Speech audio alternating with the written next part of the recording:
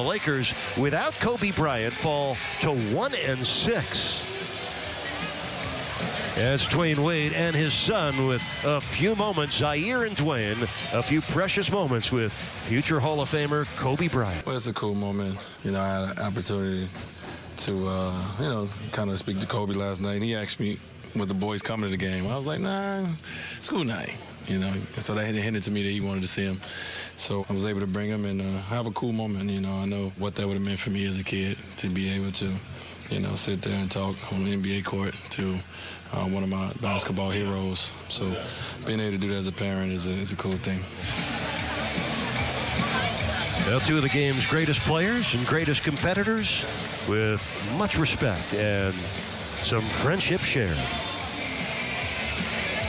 That's a special post-game moment for Dwyane and Zaire and Kobe. How cool is that?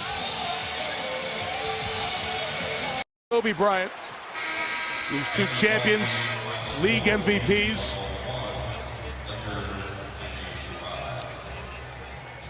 Who knows how often we'll see them go head-to-head again. Kobe not likely to be back for the January 23rd meeting in Miami when the Lakers are on their Grammy trip.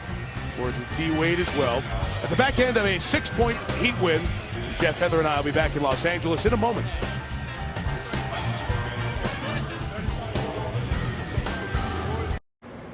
Shaq, you're the first guy I thought of when I heard this news the other day. Of course, I talked to you and Charles and Kenny later that afternoon, but then I saw that you had gotten a text from Kobe that morning, or Sharif had gotten one. What, how have you been over the last 48 hours, man? Well, as you know, it's already been the last couple months been really tough. Lost my little sister. Haven't been sleeping. Haven't been doing the normal things I usually do. I work, we laugh, we kid, we joke. When I get back home and look at reality and say she's gone, it just hurts. So the other day I'm downstairs working out with my son Shakir and my nephew Columbus. And my other nephew comes in crying and he shows me his phone. And I snapped at him. I said, man, get that out of my face. Just get it away from me. You know, we live in a world where anything could be photoshopped, anything could be hoaxed. I didn't want to believe it. And then I got the call from you, Charles, Kenny, everybody called me. And then we found out it was confirmed. And haven't felt the pain that sharp in a while. 47 years old, lost two grandmothers, lost a Sarge, lost my sister, and now I lost a little brother. Our names will be attached together for what we did. People always ask about our relationship, and I tell them it's just like me and Charles. You got two strong-minded people that are going to get it done their way. We're going to say certain things. The respect will never be lost. But when it comes to be inside the lines and win, that's what me and him, that's what we did. That's what me and Charles, that's what we do. It was sort of like a triple stabbing to the heart, because after you cry and wonder about that, then I get back on the internet, Rick Fox is on the plane. So now I'm sick even more. I'm calling Rick, he's not answering. So now I'm like, what's going on? And then the final blow, his lovely daughter was with him on the helicopter. You know, every time I saw his lovely wife and his kids, same thing I do with Kenny's kids and D-Wade's kids. Hi, my name is Uncle Shaq. I don't know if they know me as a basketball player. It doesn't matter. Hi, I'm Uncle Shaq. I try to make him laugh. And he would do the same thing. Sharif called me devastated and said, Kobe, just text me to check and see how he's doing. And he used to do that from time to time. you know, it just makes me think that in life, sometimes instead of holding back certain things, we should just do.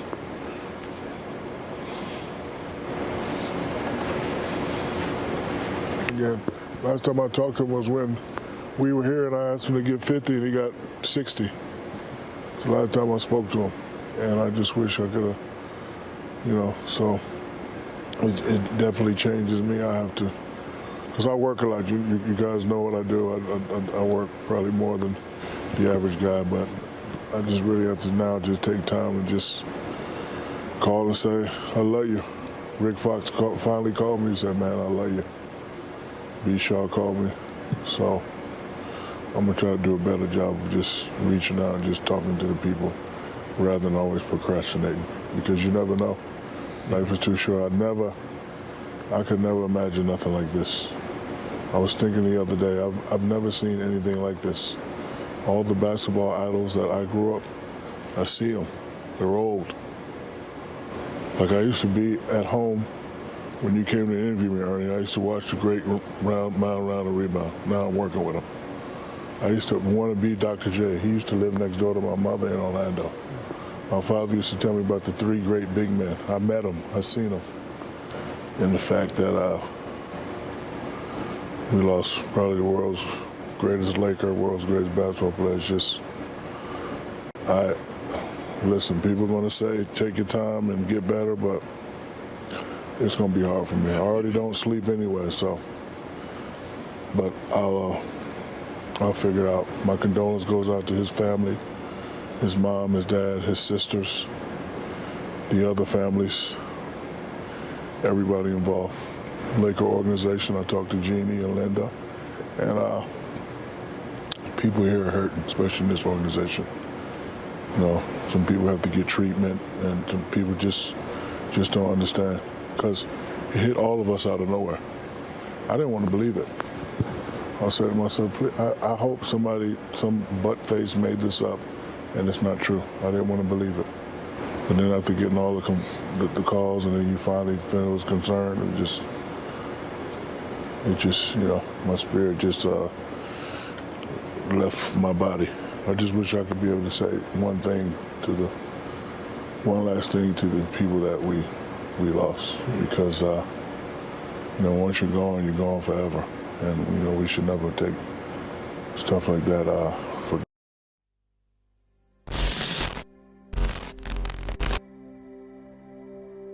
Follow your passion first. When I retired from the game, I sat there asking kind of all the wrong questions. You know, what's the biggest industry I can get into? And it's all the wrong stuff. And you got to sit there and ask yourself, okay, what am I truly passionate about? What do I enjoy doing? And when you feel that way, honestly, I mean, you feel like you have never worked a day in your life. It's the most fun thing in the world. You get up in the morning excited about what you're doing. And you got to be really honest with yourself about it. If you wake up in the morning and you're dreading going to work, dude, do something else. Right. Do something else. And those are hard decisions to make. But when you make those decisions, it's a very liberating experience. And you find out that the rewards will come. I think the best way to prove your value is to work, is to learn, is to absorb, to be a sponge. You always want to outwork your potential.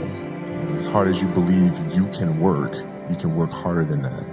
And that's what I tried to do when I first came in the league. But you know, basketball is such a direct competition sport that me coming in at 17, I hated when like my teammates would say, you know, I get hit with an elbow, right? Shaq would hit me with an elbow in practice, and like, you know, Nick Van Exel would come up and say, "Are you okay?" I'm like, what?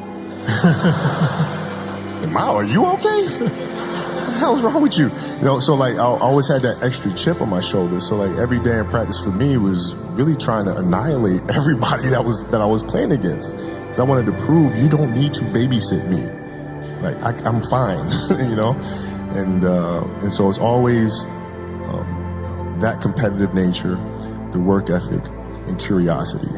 Because I asked a lot of questions. When playing with Bryant Scott, I asked him a lot of questions. Eddie Jones, who was great at chasing guards off the screens, and I didn't understand how to do that. I would sit with him before practice, after practice.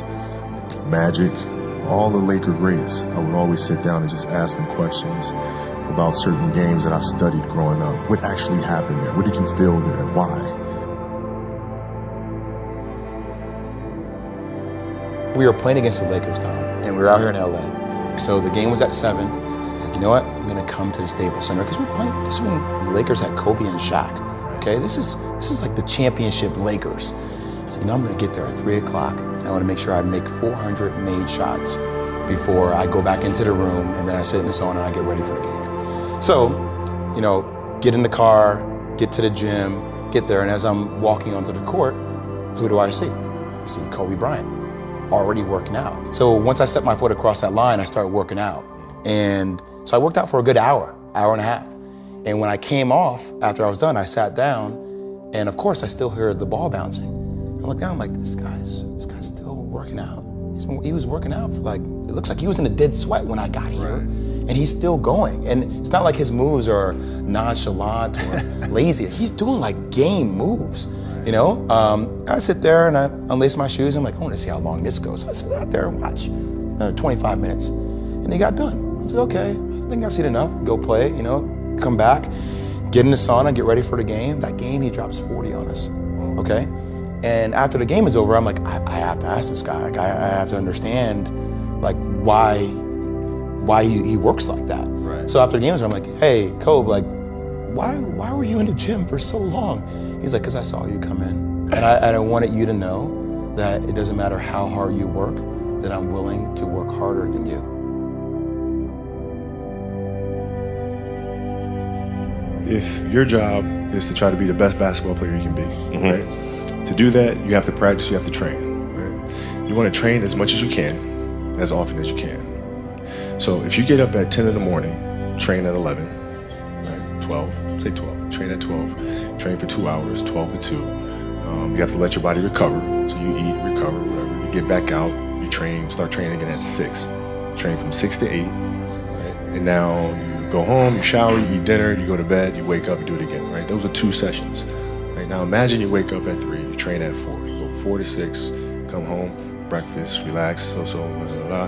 Now you're back at it again, 9 to 11, right? Relax, and now all of a sudden you're back at it again, 2 to 4, and now you're back at it again, 7 to 9. Look how much more training I have done by simply starting at 4, right? And so now you do that, and as the years go on, the separation that you have with your competitors and your peers just grows larger and larger and larger and larger and larger. And by year 5 or 6, doesn't matter what kind of work they do in the summer, they're never going to catch up because you're 5 years behind. Right? So it makes sense to get up and start your day early because you can get more work in. If I start earlier, I can train more hours. And I know the other guys aren't doing it because I know what their training schedule is. Right? So I know if I do this consistently over time, the gap's just going to widen and widen and widen and widen and widen, and they won't be able to get that back.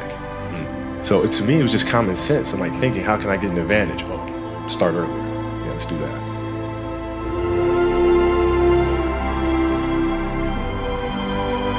How do you develop that, or where do you learn that from? Well, I think it's just a matter of what's important to you. Mm-hmm. What's important to you for whatever reason. You know, I felt like I didn't feel good about myself if I wasn't doing everything I could to be the best version of myself. If I felt like I left anything on the table, it would eat away at me. I wouldn't be able to look myself in the mirror. And so the reason why I can retire now and be completely comfortable about it, because I know that I've done everything I could to be the best basketball player I could be.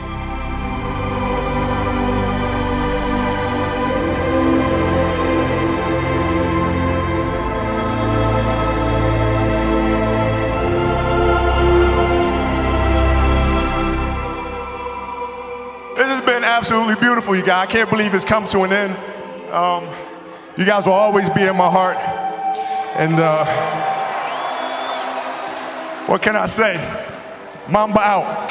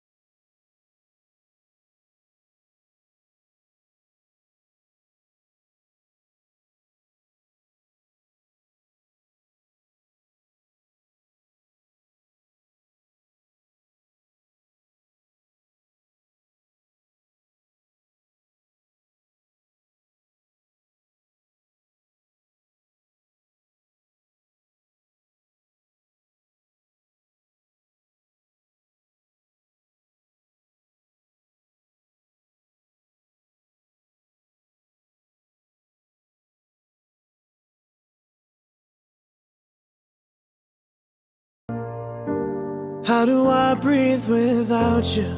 I'm feeling so cold. I'll be waiting right here for you till the day you're home. Carry on. Give me all the strength I need to carry on.